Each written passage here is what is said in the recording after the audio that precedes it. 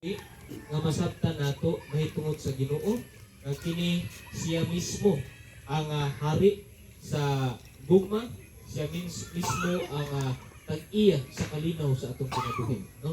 So nasayod magyud ta sa ginatawag nga problema sa kalibutan. Problema sa kalibutan, kapobrehon, kapit-os, kalisod, no? O ang dakong problema sa tao ang kwarta, kay kung wala na kwarta, gubot na gyud ang pamilya, no? O isa pa, ang ato pong problema sa bisan asa man nga lugar, dili lang kana dili or dili lang pud sa sulod sa atong panimalay, mo na ginatawag nga pagkawala ug kalinaw.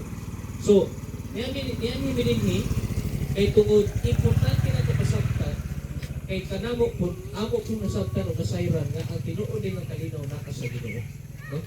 Kining gibuhat ni Jesus, si Jesus mismo 2000 years ago, kini gisulti sa Biblia, gisulat, ug nahitabo gyud kini tinuod na kasaysayan, ug nakita nato sa usa ka pelikula ila kining reenact or gisadula kung unsa man ang gisulti sa Biblia nga si Jesus namatay dito sa krus sa Kalbaryo.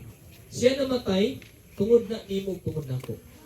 O para nimo para nako. Kay nganuman, itang tanan makasasala. At first pa lang gibuhat sa Ginoo ang tao.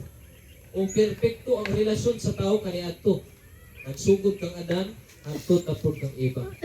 Pero tungod kay misupak sila sa Ginoo, karon nahimo nga babag ang sala sa ilaha mismo pagsupak diya sa Dios.